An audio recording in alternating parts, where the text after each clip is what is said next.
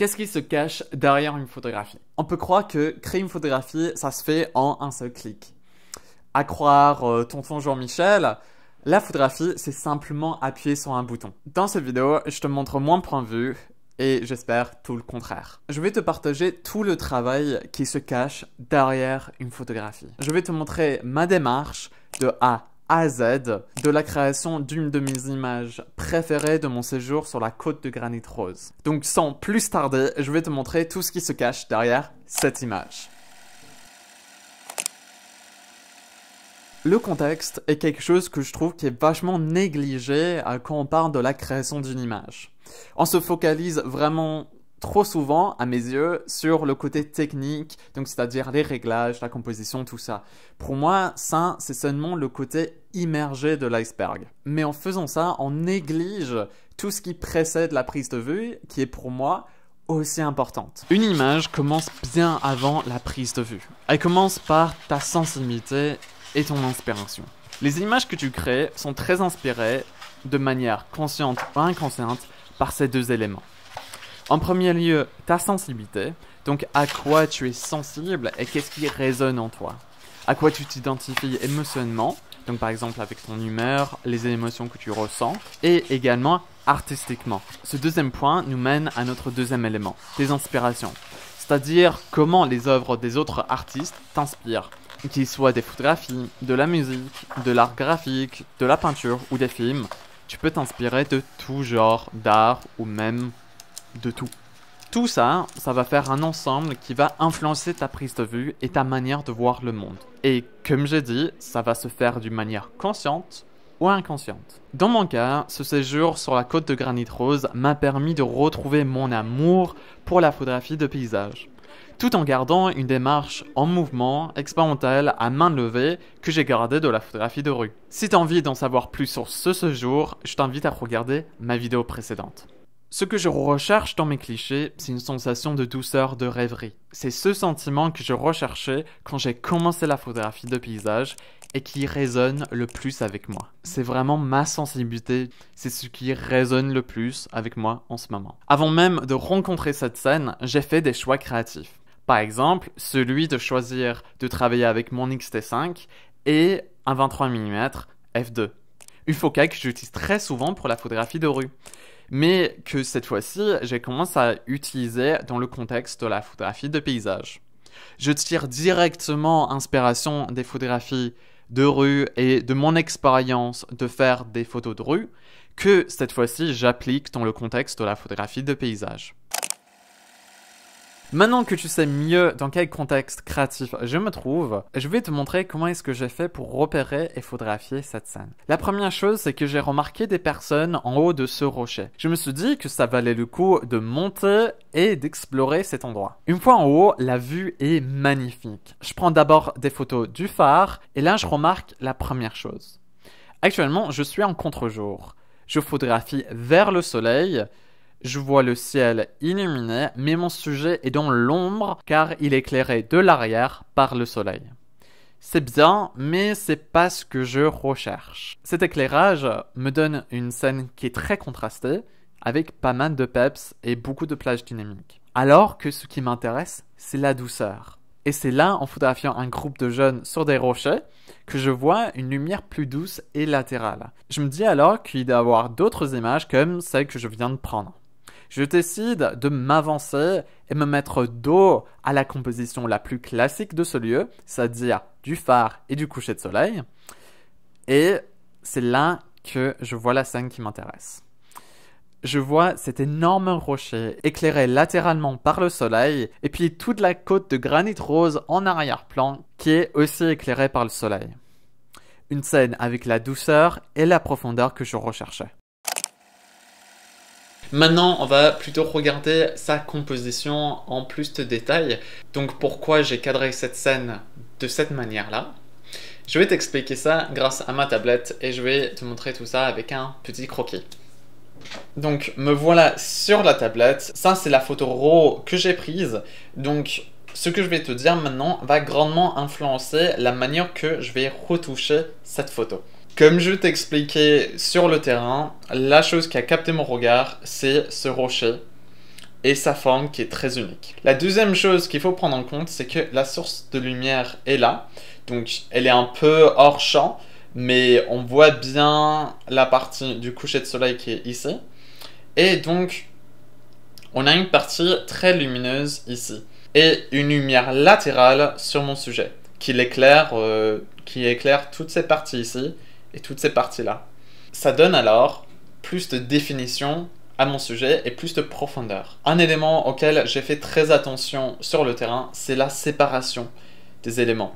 Donc, par exemple, ici, on retrouve à peu près le même espace que ici, et qu'on retrouve un joli espace ici également. Donc ça donne de l'espace au rocher à respirer dans la composition, mais il n'y a pas non plus beaucoup d'espace vide ici, ni espace vide ici, ni espace vide là. Le rocher, il prend vraiment de l'importance dans la composition. On a une partie très sombre ici, qui est contrebalancée par une partie très claire ici. Donc ça forme à constituer un équilibre dans la photo. Un deuxième élément qu'il faut prendre en compte, c'est la direction de regard de ce rocher. On sent que le rocher, il est orienté de la gauche vers la droite, donc son regard occupe cet espace vide ici. Donc c'est vraiment encore une question d'équilibre, c'est un peu comme un portrait. On dit que quand on a le regard d'un sujet qui traverse la photo, qui va... Par exemple, le sujet est positionné à gauche, son regard va traverser la photo vers la droite. Et donc, on dit, dans ce cas-là, la photo, elle est mieux équilibrée. Et puis, la dernière chose que je vais aussi te parler, c'est également la profondeur et l'équilibre dans la photo. J'ai fait très attention de positionner le côté lumière du rocher en face d'une partie sombre des rochers en bas. Donc ça crée également de la séparation. Évidemment qu'on a le rocher qui est toujours ici, mais on a aussi son contexte qui se situe là. Donc c'est un jeu entre cet élément-là et le contexte. On sait où ce rocher se trouve et on sait son environnement. Et pour moi, dans une photo où tu as du contexte, elle peut raconter davantage de choses. L'enjeu de aussi inclure ce arrière-plan, ça va aussi donner plus de profondeur dans la photo, mais à condition de créer de la séparation ici. Donc on voit que ici, c'est plutôt lumineux, et ici, c'est plutôt sombre. Donc forcément, ça va créer du contraste et de la séparation entre ces deux éléments, donnant alors plus d'importance à mon sujet qui est ici. Cet effet est aussi présent entre le rocher et le ciel, surtout lors de la prise de vue, où il y avait un ciel sombre et contrasté qui faisait ressortir le rocher ici. Donc ça, c'est notamment quelque chose que j'ai envie d'accentuer en post-production. Maintenant qu'on a vu comment fonctionnait cette image, on va pouvoir accentuer tous ces éléments-là de cette composition, de cette photo, et le marier avec mon ressenti sur le terrain et mes intentions, ma sensibilité. On va faire un mélange de tout ça et on va retoucher la photo ensemble. Je te montre ça tout de suite dans Lightroom. Donc maintenant, on se retrouve sur Lightroom pour retoucher cette photo. La première chose que je vais faire, c'est je vais corriger légèrement le niveau de la photo. Parce que j'ai dû pencher un tout petit peu. Je l'ai pris à main levée, c'est normal. Maintenant que j'ai corrigé ça, je vais maintenant attaquer à tout ce qui est réglage de lumière et de contraste. Donc la première chose que j'aime bien faire, c'est qu'on va, comme tu viens de voir, la photo elle est relativement plate, donc on va essayer de rajouter un peu de contraste. On va d'abord commencer par baisser les noirs, ce qui va donner plus de contraste, donner plus de peps. On va monter les ombres pour redonner un peu plus de détails, surtout dans les parties très très sombres ici, par exemple. On va baisser les autres lumières parce qu'on sent que c'est un peu cramé ici. Mais on va augmenter les blancs parce qu'on a quand même envie de lumière ici. Donc on retrouve un peu quelque chose du genre. J'ai maintenant envie de rajouter un peu plus de contraste parce que j'ai envie de faire en sorte que le rocher il pète. Cependant, j'ai pas envie que ça crame de trop, donc je vais baisser les autres lumières davantage. Je vais les tasser un peu. Et Mais en revanche, j'ai envie de garder un peu de détail dans les ombres. Donc en fait, je vais faire une courbe en S, mais inversée. Tac, tac, tac. Je vais faire quelque chose comme ça. Ça me convient un peu. Je vais peut-être le baisser un chouïa. Et puis ça, je vais baisser un chouïa aussi. Donc tu vois, je récupère un peu plus de détails dans cette partie-là de la photo. Ce que j'aime bien aussi faire, c'est que je vais rajouter de la texture à mon rocher. Enfin, à toute la photo d'ailleurs. Mais en contrepartie, je vais rajouter de la correction de voile. Vu que j'ai fait ça, je vais corriger un peu l'effet. Ici, en baissant les noirs. Et je vais peut-être baisser un chouïa. Non, je vais aller un peu trop. Donc du coup, je vais augmenter les ombres un peu aussi. Je prends un peu de recul. Ça a l'air pas trop mal pour l'instant. Donc maintenant que j'ai fait ça, je vais plutôt aller dans les couleurs et dans ces ajustements-là. Comme tu peux le voir, j'ai déjà un ciel qui est légèrement bleuté et j'ai le soleil et cette lumière qui est très dorée. Donc j'ai envie de jouer sur cette opposition et maintenir ce contraste dans la photo. Donc pour ça, je vais tout simplement redonner quelques tons bleus aux ombres et je vais faire de même avec les tons moyens. Donc en les bidouillant légèrement, en les baissant aussi, et non, j'ai envie que ça reste pareil. Et au contraire, avec les autres lumières, j'ai envie d'accentuer le côté jaunâtre, un peu rouge aussi, un peu intense du coucher de soleil. Donc je vais faire ça pour l'instant. Je vais également jouer avec la luminance de ces couleurs-là pour accentuer un peu tout ça. Donc je vais baisser la luminance du orange et du jaune, ce qui va donner plus de détails et qui va aussi saturer les couleurs. Je vais venir aussi saturer un peu davantage ces couleurs-là parce que j'ai envie que ma photo peps. Et je vais également venir voir le bleu et voir si je peux pas avoir un peu plus de contraste, mais je fais très attention. Et je vais peut-être venir le désaturer. Non, je vais pas venir le désaturer, je vais venir légèrement le mener vers du violet, vers un peu du rouge. Et donc, je vais pas oublier que je vais aussi jouer sur la saturation du rouge. Est-ce que ça va avoir un impact? Oui, ça va avoir un peu un impact vers là. Voilà ma photo pour l'instant, mais je sens qu'il manque vraiment de peps à ma photo. Donc pour ça, on va aller en plus de détails et on va aller chercher les différents masques et retoucher la photo beaucoup plus précisément.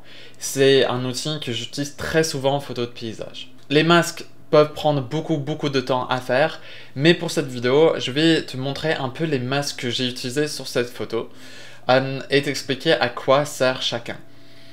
Donc, en premier lieu, j'utilise un masque pour venir assombrir le ciel et donc créer davantage de contraste avec le rocher qui est illuminé.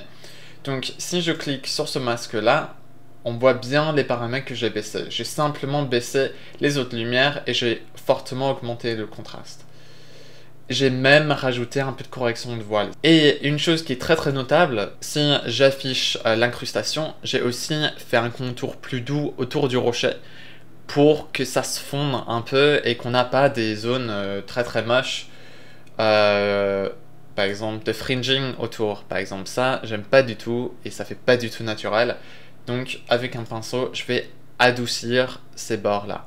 Ça pourrait être encore un peu adouci, mais voilà, c'est un peu pour l'exemple. Donc ensuite, je vais venir redonner de la lumière au rocher. Donc avec un deuxième masque qui va plutôt jouer sur les blancs et sur le contraste également. Ensuite, je vais venir accentuer le soleil et la chaleur du coucher de soleil. Donc ça, c'est typiquement avec ce masque-là, je vais venir relever les ombres et relever les blancs. Donc ça va créer un peu une douceur ici, accentuée par tous ces paramètres-là, donc la correction de voile, la clarité, la texture. Ça va donner un rendu plus doux ici et plus de profondeur à ma photo. Ensuite, je vais contrebalancer tout ça avec une vignette. Là, je baisse les autres lumières autour de ma photo et en contrebalance de ça, j'augmente légèrement les blancs. Puis avec un autre masque, je vais encore relever le soleil pour qu'il soit un peu plus présent et que ça passe ici. C'est un masque radial et les masques radiales sont des outils que j'utilise très souvent. Je trouve qu'il manque un peu de contraste ici. Donc je vais venir rajouter avec un masque linéaire que je vais légèrement bouger d'ailleurs. Voilà. Un masque linéaire qui suit la forme du rocher en bas, qui va venir redonner un peu de contraste et asseoir la composition. Puis je vois qu'il manque un peu de détail là sur le côté gauche du rocher, donc avec un masque, je vais simplement venir le relever. C'est un double masque où je combine la détection de sujet, donc la détection du rocher, plus un dégradé radial pour donner un look un peu plus doux. Je fais très souvent ça, de combiner plusieurs masques pour accentuer la douceur et faire un rendu qui est plus naturel. Et puis dernièrement, une tout petite modif qui est en bas avec un autre filtre radial. Tu vois encore, j'utilise très souvent des filtres radiales pour donner un peu plus de contraste. Je vais peut-être l'accentuer un chouïa tant qu'on y est. Voilà, pas trop fort non plus. Et puis voilà, quelque chose du genre, et je vais peut-être l'étendre un peu plus par là.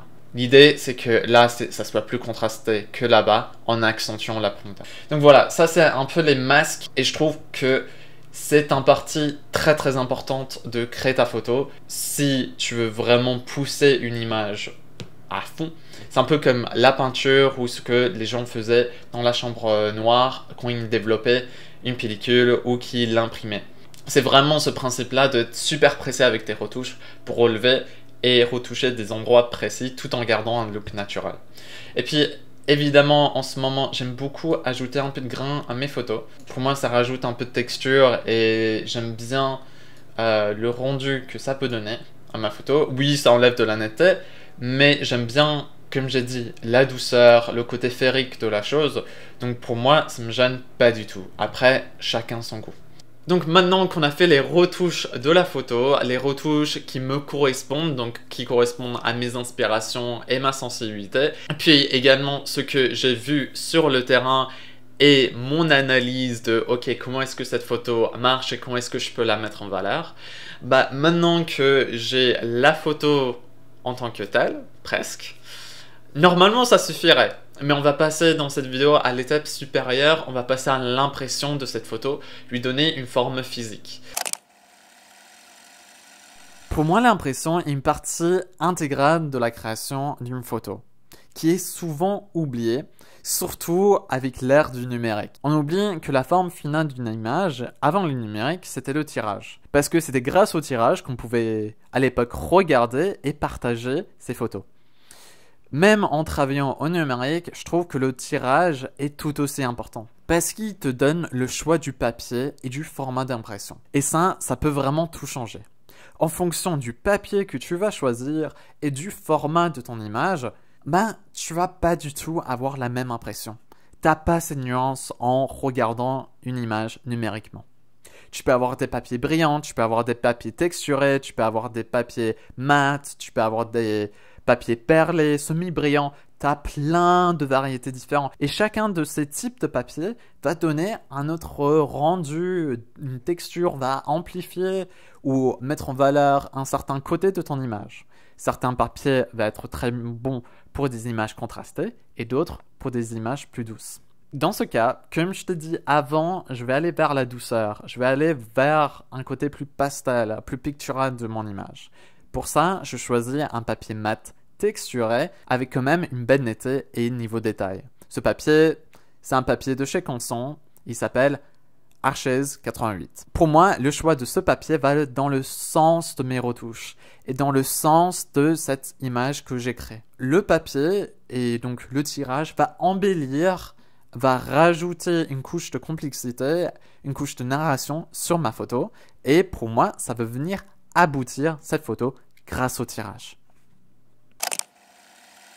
Si je devais résumer cette vidéo, c'est que beaucoup, au moins au départ de notre démarche, est inconsciente. On n'arrive pas à mettre les mots dessus et on suit notre feeling ou notre intuition. Et donc, c'est notre instinct de photographe qui nous mène à faire des choix créatifs. Ce que j'essaye de te montrer dans cette vidéo, c'est pointer l'origine de cet instinct, de ce feeling, pour que tu puisses conscientiser tout ça et être plus fidèle à ton feeling, à ton instinct de photographe, et que tu puisses créer des images qui résonnent beaucoup plus en toi. Parce qu'en photographie, le plus important, c'est que tu puisses être capable de faire des choix qui te correspondent à toi et non pas à des croyances ou à des pensées qui viennent de l'extérieur. Le plus important, c'est te concentrer sur toi-même, sur ce que toi tu ressens et ce que toi tu as envie de raconter.